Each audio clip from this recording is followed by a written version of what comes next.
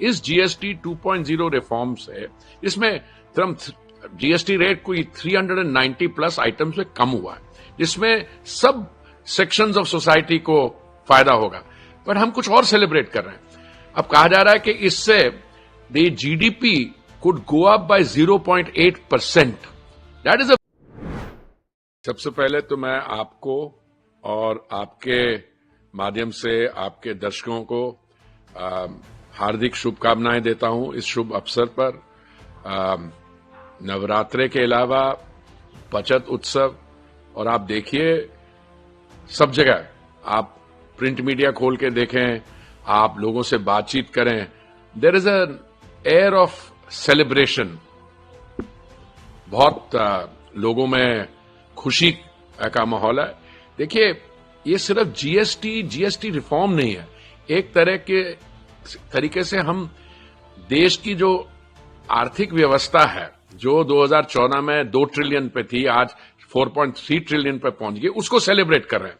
पर उसको नहीं, और भी चीजें सेलिब्रेट कर रहे हैं। इस जीएसटी 2.0 रिफॉर्म से इसमें जीएसटी रेट कोई 390 प्लस आइटम्स में कम हुआ है, जिसमें सब सेक्शंस ऑफ सोसाइटी को फायदा होगा। पर हम कुछ और सेलिब्रेट कर रहे हैं। अब कहा जा रहा है कि इससे the GDP could go up by 0.8%। That is a very big thing. अब मान लीजिए, देखिए, जो हमारे लोअर मिडिल क्लास है, द इकोनॉमिकली वीकर सेक्शन, उनको तो भला ही होगा, because GST rates on all the consumption items कम हुए हैं। कुछ चीजों पे बिल्कुल हटा दिए गए हैं। और इस समय सबसे जरूरी जो हमें जिस चैलेंज का सामना करना पड़ा है कि ग्लोबली देयर इज अनसर्टेनिटी, ठीक है, और भारत की अर्थव्यवस्था और मजबूत हो, हम 4.3 ट्रिलियन से 6 ट्रिलियन, 7 ट्रिलियन, 10 ट्रिलियन की ओर बढ़े और आत्मनिर्भर बने पूरे तरीके से। विकसित भारत की जो यात्रा है हमारे 2047 को, उसका भी रास्ता, उसकी यात्रा जो है, इट्स थ्रू आत्मनिर्भरता। तो ये सब सेक्शन ने वेलकम किया है। और मुझे कभी कभी हैरानगी होती है, कुछ हमारे जो राजनीतिक दल हैं जिनका रिकॉर्ड हमेशा विरोध करने वाली नीडल में वहां फंसा रहा है, उनको शायद समझ नहीं आ रही है। सर, आप कह रहे हैं उनको समझ में नहीं आ रहे, वो बहुत सारे प्रश्न उठा रहे हैं। कांग्रेस कल से ही लगातार एक के बाद एक आरोप लगा रही है। जयराम रमेश का साफ तौर पर कहना है कि टैरिफ का जो मुद्दा है या H1B वीजा का जो मुद्दा है, इन तमाम मुद्दों से ध्यान भटकाने के लिए सरकार अब जीएसटी रिफॉर्म्स की बात अच्छा, कर रही है। मैं इससे काउंटर क्वेश्चन पूछना चाहता हूं। ये जिस व्यक्ति का आपने नाम लिया, ये बहुत बुद्धिजीवी हैं, और बुद्धिजीवी भी कई लेवल्स के होते हैं, साधारण, असाधारण, ये चक्रवर्ती क्लास बुद्धिजीवी हैं। इनसे ये पूछें कि अगर मान लीजिए टैरिफ नेगोशिएशंस किसी देश के साथ नहीं चल रही हो, तो क्या जीएसटी रैशनलाइजेशन और जीएसटी रेट कम नहीं होने चाहिए थे?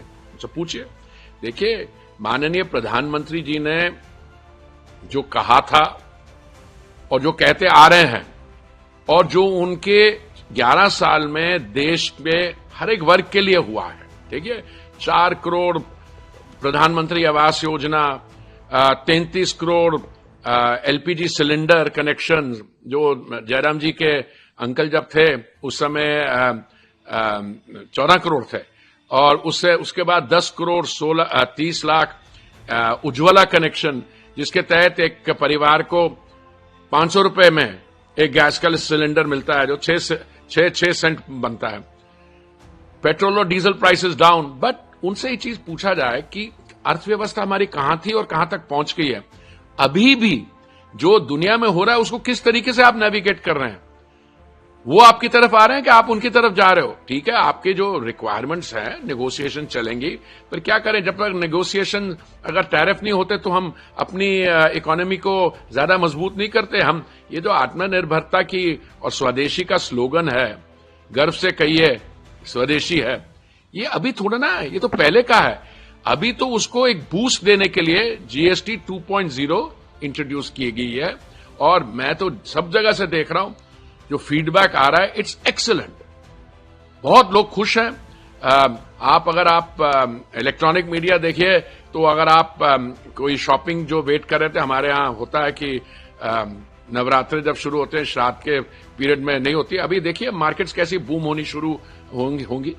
गाड़ियों के दाम कम है, व्हाइट गुड्स के दाम कम है, डेली कंजम्पशन आइटम्स कई तो बिल्कुल फ्री कर दिए गए हैं और दूसरे 5% पे हैं।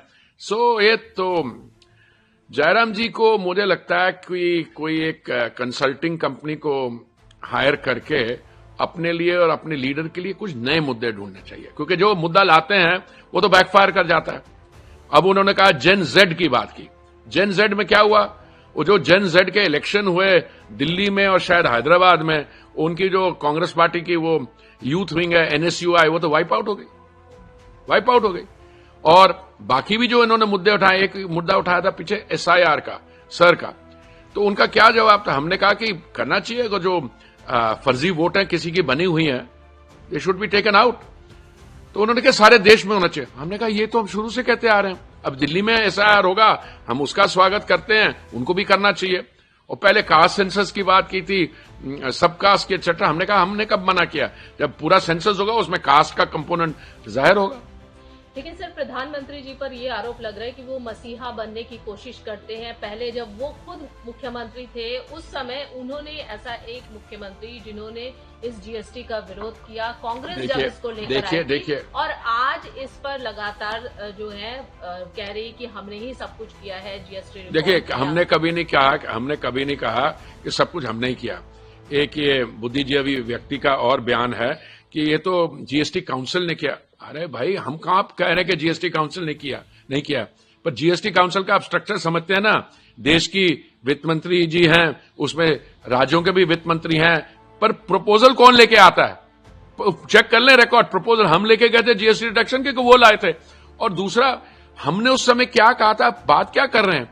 उस समय तो कोई टैक्स था ही नहीं। कल प्रधानमंत्री जी ने जब देश को संबोधित कर रहे थे, उन्होंने कहा अगर आपको बेंगलुरु से हैदराबाद कोई 540 किलोमीटर का रास्ता कुछ भेजना था तो बाय रोड भेजते तो बड़ा मुश्किल था। कंपनीज क्या करती थी, उसको यहां से लेके वलायत ले जाओ, जर्मनी ले जाओ और वहां से बाय एयर वापस भेज दो, ये तो हालत थी। तो ये क्या जयराम जी बोल रहे हैं कि हमने ये कहा था, तुमने वो कहा था? मैं इसकी लिस्ट बना दूं, हमने क्या कहा था और तुमने क्या कहा था, ये तो कहीं मुंह दिखाने लायक नहीं रहेंगे। उनका ये कहना है कि सेलेक्ट कमेटी को भेजा गया, ये मामला फिर पोस्टपोन्ड हुआ। जब हमने कहा 8 साल पहले 2017 में जब लागू किया, तो इसको सरकार की तरफ से जो देखिए 2008 आपने जब इसको लागू किया नहीं किया, उस समय स्थिति क्या थी? क्या क्या आपने क्रिटिसाइज किया? गब्बर सिंह बताया, फिर कुछ और बताया, किसी और बताया, उसको छोड़ दीजिए। इस समय सिचुएशन ये है कि GST हम लोग लाए, GST को हमने और आगे सेकंड जनरेशन लाए और इससे लोगों को लाभ मिल रहा है। अब एक आदमी है, किसी का आपके यहां पे कोई आपके देश में खुशी का माहौल है, त्योहार है, आपका नेता को वो उनकी वो अब्सॉर्ब नहीं कर पा रहे, उनके कोई लोग बगल वाले देश में कहते हैं मुझे आई फील वेरी कंफर्टेबल है। इन लोगों की बातें छोड़िए, इस समय GST पे आ जाइए। और मैं कह रहा हूं कि इससे जो एस्टिमेट भी है ना 0.8% हमारा GDP बढ़ेगा, मुझे लगता है ये भी कंजर्वेटिव है। अगर वाकई से जो हमारी अंदर की फोर्सेस हैं, इकोनॉमिक स्ट्रेंथ की जो अनलीश हो रही हैं, तो मुझे लगता है इसका लाभ और भी ज्यादा होगा। प्रधानमंत्री जी ने जो नारा दिया है कि स्वदेशी अपनाओ, स्वदेशी को लेकर ज्यादा से ज्यादा प्रचार प्रसार कीजिए, आपको लगता है कि वोकल फॉर लोकल बिल्कुल सीरियसली ली जा रहे हैं? मैंने तो एकदम अप्लाई कर लिया। जिस दिन उन्होंने कहा मैं लोकल HMT घड़ी पे आ गया हूं, मैंने एकदम यूज कर लिया। मैं तो 39 इयर्स फॉरेन सर्विस में रहा हूं, मैं बाहर देशों में भी रहा हूं, तो मैं समझता हूं कि ये वोकल फॉर लोकल, स्वदेशी सिर्फ एक नारा नहीं है, एक ये अंदर की फीलिंग है। और अभी तो हमारे यहाँ प्रोडक्ट्स इतने मिलते हैं, आप कभी बाय एयर ट्रैवल करें, हमारी एयरपोर्ट्स पे जो वोकल फॉर लोकल और स्वदेशी डिस्प्ले है, सही माने में डिजाइनर ब्रांड्स, फैशन ब्रांड्स, ये सारे यहां से उठ के बाहर जा रहे हैं। एक अंतिम सवाल लूंगी सर आपसे, जिस तरीके से सिर्फ कांग्रेस ही नहीं अन्य अपोजिशन पार्टीज भी इसको लेकर क्रिटिसाइज कर रही है, और कौन कर रही है? जो कांग्रेस के अलावा कौन कर रही है? उठा रही है, सारे ही लीडर्स नहीं, कर रहे हैं। देखिए तो आपको लगता है कि मतलब ये क्या, अगर सरकार का कोई भी अच्छा काम होता है तो उसमें क्रिटिसाइज नहीं, उसको वो देखिए हमारा सौभाग्य है कि हमें ऐसी ऑपोजिशन मिली है। जितनी वो बातें करेंगे, कुछ तो स्टैंड अप कॉमेडियन टाइप होती हैं, कुछ होती हैं हमें भी तरस आता है उन पे कि ये क्या बोल रहे हैं, क्या बोल क्या रहे हैं। मैं आपको कुछ क्लिप्स लाता हूं, आपको दिखाता हूं, अगर आपके ANI के पास समय हो, उनको एक डॉक्यूमेंट्री बना के आप दिखाइए।